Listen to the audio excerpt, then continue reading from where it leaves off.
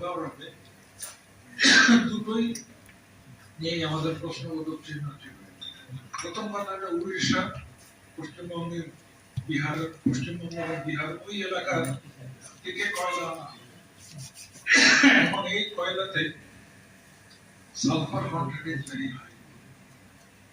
Sulphur সহ কয়লা burn করলে সালফিউরিক অ্যাসিড হবে, সেখান থেকে অ্যাসিড ভেন হতে পারে এবং অ্যাসিড ভেন হলে সবচেয়ে বড় বিপদ হবে মাথা না ঢেকে যদি চলি তাহলে চুল উঠে যেতে পারে, তাই না? সরকার তখন বলেছিল যে আমরা ইন্দোনেশিয়া থেকে কিংবা অস্ট্রেলিয়া কিংবা সাউথ আফ্রিকা থেকে কয়লা আনবো। কাজেই ভারতীয় কয়লা যদি ব্যবহার না হয়ে থাকে, আমি তার মনিটর করি না ওখানে, তাহলে একটা চিন্তা দূর হলো। দ্বিতীয় চিন্তা যেটা ছিল, এটা যখন হিরন পয়েন্ট থেকে ঢুকবে একটা কনভেয়ার বেল্টে নিয়ে আসবে, তখন ভয় ছিল যে এটা ছড়িয়ে যেতে পারে। এখন যতটুকু শুনেছি বার্জে আসছে, হয়তো কিছুটা দূর হয়েছে।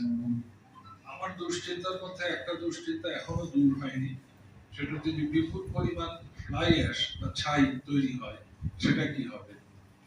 তখন সরকারি কর্মকর্তারা বলেছিলেন যে এটা দিয়ে ইট তৈরি হবে, ফ্লাই অ্যাশ দিয়ে ইট তৈরি হয় এবং ফ্লাই অ্যাশ দিয়ে সিমেন্টেরও র মেটেরিয়াল সিমেন্ট।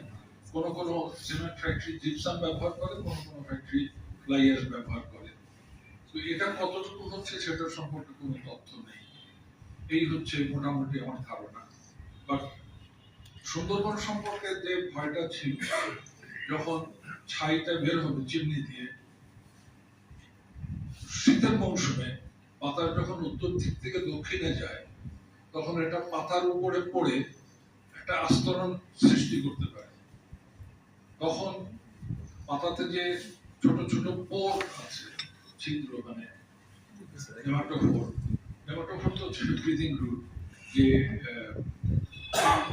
ট্রান্সপিরেশনের পোর গুলো ক্ষতিগ্রস্ত হতে পারে।